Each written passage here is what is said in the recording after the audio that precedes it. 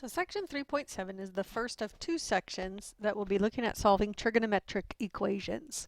So the first objective is to solve the simplest type of equations. So our objective is to solve equations involving a single trig function. So a single trig function. So we'll get more involved in section 3.8, but we need to work on this section first to solve the simple ones. So recall that trigonometric identities are equations involving trigonometric functions that are true for any value of the variable. So that's an identity. Make sure you're clear in your mind of what is an identity. We're now going to learn how to solve conditional equations where the solution set can be the empty set. There are no values of the variable for which the equation is true. So for instance, if we have an equation that says sine of theta equals 2, we say there is no solution, and this is the symbol for the empty set. And it's available on my math lab as a choice for a solution. So the second thing that can happen is you can have a single solution. So if your equation says the sine of theta equals 1, and we want to know when that happens for theta between 0 and 2 pi. So the only place that happens then is when theta equals pi over 2, so we get a single solution. But then we can also get a set of solutions. So if we just have sine of theta equals 1 with no restriction given on the theta, then we need to say that theta equals pi over 2 plus 2k pi, because it keeps happening every time we go 2 pi around the unit circle again, or one period on the horizontal graph. So now we have an infinite set of solutions. So those are the choices: empty set, single solution, a set of solutions. So this instruction's in red because I want to make sure that you pay attention when you're asked to solve a trig equation, and notice whether the instructions say on the interval 0 to 2 pi, so on the unit circle, or a general formula for all the solutions. So if we're asked to solve the equation sine of theta equals 0.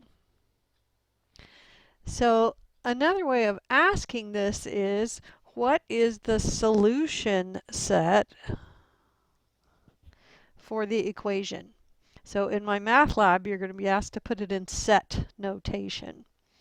So it can help to draw the graph. So if you draw the sine graph, and hopefully you can draw these really quickly now. If you draw the sine graph, you know this is 2 pi. We're asking for what values of theta does this graph have zeros? And we see happens at 0 and pi and 2 pi and 3 pi and negative pi and negative 2 pi. So it looks like when theta equals a multiple of pi, that is the solution set for this equation. It has an infinite family of solutions, every multiple of pi.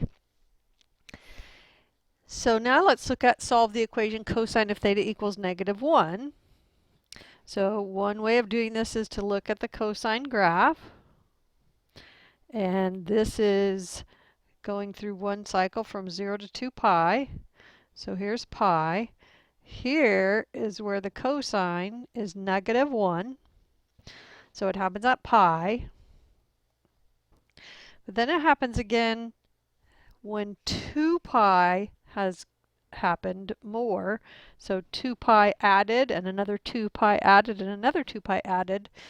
So can you see that if theta is pi plus 2k pi, well, another way to think about that is if you factor out the pi, this says odd multiples of pi, because 2k is even numbers and 2k plus 1 is all odd numbers. So another way of saying the solution set would be odd multiples of pi. So 1, 3, 5, 7, 9 pi. So recall from algebra that when you think you've found the solution for an equation, you can check your answer by plugging it in and making sure you get the same results on both sides of the equation. So I'm going to beg you to check your answers for these problems.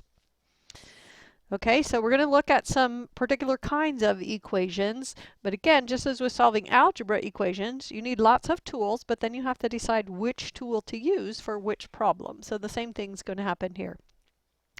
So if you're trying to solve a linear trigonometric equation, and let's see, how are we going to notice linear cosine theta equaled -1 was linear because there's no exponent on the cosine. If I ask you when is the cosine squared of theta equal 1, that's non-linear. In fact, it's quadratic because the cosine is squared, quadratic in cosine of theta. So hopefully you've run into quadratic in other things besides just plain x, and then you'll see how that applies to this trigonometry. So the instructions for this set of exercises says solve each equation just on the interval from 0 to 2 pi. So it's only looking for a finite set of solutions. So we're going to isolate the trig function here. So we need to subtract 1 from both sides and get negative cosine theta equals -1/2. And then divide by -1 or multiply by both sides by -1 and get that the cosine theta is 1/2. So then do you see how these are the same as the inverse trig function questions really, because we're saying what value of theta has a cosine of 1/2? So lots of ways of thinking about this. One way would be the horizontal graph. Say when is the cosine equal to 1/2? Another way would be to think in terms of the unit circle and say when is the cosine equal to 1/2? So it looks like it happens at pi over 3. And then the next time it happens is at 1, 2, 3, 4, 5 pi over 3. So this is your solution set. 2 solutions. Okay, and then number 10 is a little tricky because if you forget the square root property, you might lose half of your solution set. So if the tangent squared of theta is 1/3, then the tangent of theta equals plus or minus the square root of 1/3. So this plus or minus is super important. So that's plus or minus 1 over root 3 or plus or minus root 3 over 3, whichever way you want to think about it. So then you can either think unit circle or horizontal graph, whichever makes more sense to you. And you're going to get that theta, if you think about what is the angle that has the tangent of root 3 over 3. The first time that happens is pi over 6. So pi over 6 is the first time that happens.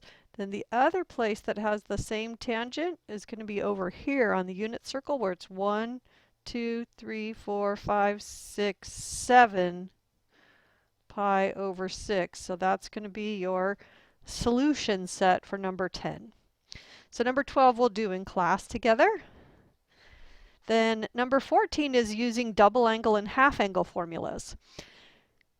So here I'm asking the question, what angle theta over 2 has a tangent of root 3? Well, the first angle I can think of on the unit circle that has a tangent of root 3 is pi over 3. But I want to solve for theta, so I'm going to multiply both sides by 2. So I'm going to get the first value of theta is 2 pi over 3. Well, the next time the tangent is root 3 is 1, 2, 3, 4 pi over 3. But if theta over 2 equals 4 pi over 3, then do you see that theta would equal 8 pi over 3, and that's too big because we were asked to find thetas between 0 and 2 pi. So because the angle gets doubled, there's only one value for theta in the given interval that will work to solve this equation. Okay, so now we have somewhere it's give the general formula for all solutions. So let's look at one of these and then we'll work on more of these in class. Let's look at number 16 since it's different than 14. 14 was a half angle. This one's a double angle. So what we're asking is when is the tangent equal to -1? So let's see, the tangent is -1. Well, it's not here because here the tangent of pi over 4 is +1. So it's here, 1, 2, 3 pi over 4, and here, 7 pi over 4. So 2 theta equals 3 pi over 4 and 7 pi over 4. Well, now I'm going to have to cut all of the angles in half to find what theta actually is. So I have to go twice around the unit circle to find all of the solutions, because when I cut them in half, they get half as big. So there's twice as many solutions fit in once around the unit circle. So I have 3 pi over 4 and 7 pi over 4. Let's see, those are pi apart. So let's multiply both sides by 1/2.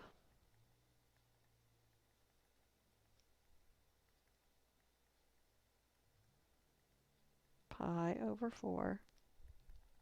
So we're getting that theta is 3 pi over 8, 7 pi over 8, and so on. So we see that the distance between one solution and the next is pi over 2. So we can write this as 3 pi over 8 plus k pi over 2, and that's going to give us the entire family of solutions that when you double these angles, so 2 theta would be 3 pi over 4 plus k pi. So it's 3 pi over 4 and then another pi and then keep going, and every time you hit one of those angles, the tangent will be -1. So we'll do some more of those together in class, and that's the end of the movie. Oh, not yet. So we're going to use a calculator also to solve these equations, so please bring your calculator and we'll work on those together. But the no calculator problems are really a lot more important to me.